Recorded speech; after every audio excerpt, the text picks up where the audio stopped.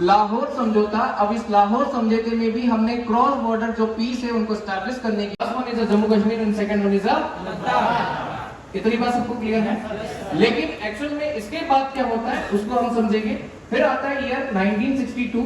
कौन सा आता है? 1962। जब एक वॉर होता है जिसे कहा जाता है इंडो चाइना वॉर। क्या कहा जाता है? इंडो चाइना वॉर, है ना। यहाँ पर हिंदी चीनी भाई भाई, हिंदी चीनी भाई भाई, इस रूप में जब हम यहाँ पे नारे लगाते हैं तो हमारी गवर्नमेंट इस बात को अडॉप्ट कर लेती है कि चाइना हमारी टेरिटरी को सिक्योर करेगा। बट चाइना उल्टा 1962 में जो अरुणाचल प्रदेश वाला जो हिस्सा है यहाँ से आक्रमण करता है, और इस आक्रमण के कारण यहाँ पे भारत और चाइना के बीच में क्या हो जाता है? कॉन्फ्लिक्ट हो जाता है, वॉर स्टार्ट हो जाती है। जब ये वॉर स्टार्ट होती है तो हम इस युद्ध में हार जाते हैं, है ना। इस युद्ध में हारने के बाद हम हमारी काफी ज्यादा मिलिट्री पावर को एम्पावर करते हैं और साथ ही साथ में मिलिट्री डेवलपमेंट स्टार्ट हो जाता है इंडिया। फिर उसके बाद 1965 में पाकिस्तान को लगता है कि भारत अभी कमजोर है, और कमजोर है तो इस कमजोर को और तोड़ा जाए, और तोड़ने में ये स्टार्ट करता है अगली वॉर। और ये अगली वॉर जो है अब इस बार यहाँ कहां से नहीं थी? जम्मू कश्मीर से नहीं थी। ये अगली वॉर स्टार्ट हुई थी आपके राजस्थान यानी डेजर्ट वाले इलाकों से। गाड़ी में समझ में? ये थार के मरुस्थल से भारत में प्रवेश करते हैं, लेकिन इंडिया इस युद्ध को डिफेट करता है, यानी इंडिया यहाँ पर 65 के युद्ध में पाकिस्तान को बुरी तरह से पराजित करता है। बोलो भारत माता की। ठीक है, तो 65 को समझ में आया आपको? ये India China sorry India Pakistan war है, इंडो पाकिस्तान जिसे हम कहते हैं। तो पाकिस्तान ने इस वॉर में पाकिस्तान को पूरी तरह से पराजित किया जाता है और इंडिया इस युद्ध को जीत जाता है। देन आफ्टर अगला जो हमारे बीच में वॉर स्टार्ट होता है वो होता है 71 में, और 71 में हम पाकिस्तान के 2 टुकड़े करवा देते हैं। कितने टुकड़े? 2 टुकड़े मतलब समझते हो आप? यहाँ पर अगर मैं बात करूं तो ये इंडिया का एक छोटा सा स्ट्रक्चर है। यहाँ पर आप देखेंगे कि 1947 में, है ना, 1947 में 14 अगस्त 1947 और 15 अगस्त 1947 में ब्रिटिशर्स ने 2 डोमिनियन स्टेट की फॉर्मेशन की थी। 2 डोमिनियन स्टेट का मतलब 2 देशों का निर्माण किया था। 14 अगस्त को पाकिस्तान बना था, लेकिन ये पाकिस्तान का वेस्ट पार्ट था जिसे हम कहते हैं वेस्ट, और ये इंडिया का सॉरी पाकिस्तान का ईस्टर्न पार्ट था जिसे कहा जाता था ईस्ट पाकिस्तान। बंगाली बात? तो ये वेस्ट पाकिस्तान और ये ईस्ट पाकिस्तान। लेकिन 1971 के जो कॉन्फ्लिक्ट था, इस कॉन्फ्लिक्ट में भारत ने ईस्टर्न पाकिस्तान से पाकिस्तान को डिवाइड कर दिया और इसी ईस्टर्न पाकिस्तान को सेटअप कर दिया as a name of Bangladesh. तो 1971 में हमने पाकिस्तान जो 2 टुकड़ों में था उसको वास्तव में 2 टुकड़ों में डिवाइड कर दिया, और पहला जो आपके यहाँ पे जो देश स्थापित हुआ 71 में वो था बांग्लादेश। कौन सा था? बांग्लादेश। अब देखो अगला कॉन्फ्लिक्ट जिस पर हम कारगिल वॉर की चर्चा करेंगे, और ये जो वॉर है वो स्टार्ट होता है ईयर ऑफ 1999। क्लियर है? क्या होता है इस कॉन्फ्लिक्ट का समझे, है ना। इससे पहले 2-3 घटना आपको याद होनी चाहिए, जैसे फॉर एग्जांपल भारत के न्यूक्लियर टेस्ट। न्यूक्लियर टेस्ट जानते हैं आप, है ना, भारत के परमाणु जो परीक्षण है उनके बारे में। तो भारत ने अपना पहला परमाणु परीक्षण वो किया था पोखरण में। कहां पर किया था दोस्त? पोखरण। पोखरण कहां है? राजस्थान में। कहां है? राजस्थान। और ये पहला जो टेस्ट था ये आपके ऑर्गेनाइज किया गया था 1974 में, और इसे नाम दिया गया था स्माइलिंग मुद्दा। क्या नाम दिया था? तो स्माइलिंग मुद्दा से हमने अपना जो है आपके यहाँ पे प्रोग्राम सेटअप कर लिया था और पहला टेस्ट कर लिया था। अब पाकिस्तान को पता था कि भारत के पास क्या है? न्यूक्लियर हथियार है। कैसा हथियार है? ये वो हथियार है जिसको एक बार फेंका जाए तो पूरा देश का सारा नक्शा बदल जाता है।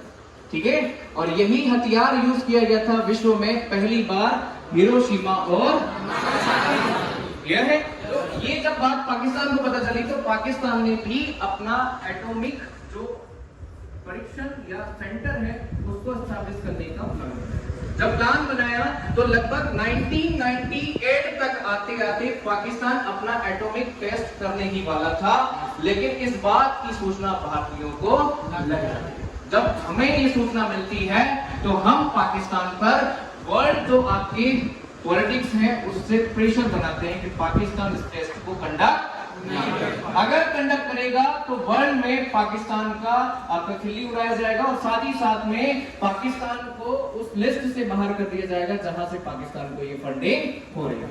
जब ये बात पाकिस्तान को पता चली तो पाकिस्तानी डेलीगेशंस ने इंडियन डेलीगेशंस के साथ बात की और बात करने के बाद आपको याद हो लाहौर डिक्लेरेशन के बारे में, इसके बारे में जिसे हम कहते हैं लाहौर समझौता। क्या कहते हैं? तो 1998 में पाकिस्तान और भारत के बीच में एक समझौता होता है जिसमें यह तय किया जाता है कि ना तो पाकिस्तान इन हथियारों का प्रयोग भारत के ऊपर करेगा और ना ही भारत अपने हथियारों का प्रयोग। क्लियर है? और इसी टाइम पर भारत ने अपना दूसरा एटॉमिक परीक्षण कर लिया था जिसका नाम था पोखरण 2 या सेकंड, वही राजस्थान में दूसरी बार हमने अपना दूसरा टेस्ट कर लिया था और वो भी अटल बिहारी वाजपेयी की सरकार। जब ये परीक्षण हुआ तो परीक्षण का नाम दिया गया था शक्ति 98। क्या नाम दिया गया था? और शक्ति 98 करने के बाद हमारे इंडिया की जो फॉरेन पॉलिसी है या इंटरनेशनल पीस को एस्टैब्लिश करने के लिए, अंतरराष्ट्रीय शांति को स्थापित करने के लिए जो आपका वास्तविक में जो स्थान है उस स्थान को यहाँ पे इंडिया ने बताया कि भारत कभी भी अपने न्यूक्लियर हथियारों का प्रयोग दूसरे देशों के विरुद्ध नहीं करेगा। जब तक कोई देश उस पर हमला ना कर दे तब तक हम भारतीय उस देश पर किसी प्रकार से आपके जो न्यूक्लियर हथियार है उसका प्रयोग। जब ये बात हुई और इसके बाद ये समझौता हुआ जिसका नाम क्या था? लाहौर समझौता। अब इस लाहौर समझौते में भी हमने क्रॉस बॉर्डर जो पीस है उनको एस्टैब्लिश करने की बात कही, लेकिन अगले ही दिन से पाकिस्तान ने एक नई जो है आपके कह सकते हैं कि षड्यंत्र रचना चालू कर दिया और वो षड्यंत्र स्टार्ट किया इन्होंने यहाँ पर एक रेंज है जिसका नाम है काराकोरम। क्या नाम है? तो काराकोरम रेंज ये हिमालय की रेंज है और यहीं पर भारत का सबसे ऊंचा जो है आपकी हाईएस्ट पॉइंट है जिसका नाम है K2 गॉडविन ऑस्टिन। इस जगह पर यहाँ पर एक ग्लेशियर है जिसका नाम है सियाचिन ग्लेशियर। क्या है? अब ये सियाचिन ग्लेशियर पर पाकिस्तान ने ब्रिटेन की कंपनी है जो आपके सूट बनाती है -डिग्री के टेम्परेचर के लिए। -डिग्री समझते हैं आप? जब पहाड़ों पर जाएंगे तो टेम्परेचर आपको क्या मिलेगा? माइनस में मिलेगा। तो ऐसे में एक ऐसा सूट तैयार किया जाएगा जिससे कि आप इन ग्लेशियर्स में आसानी से जा सके।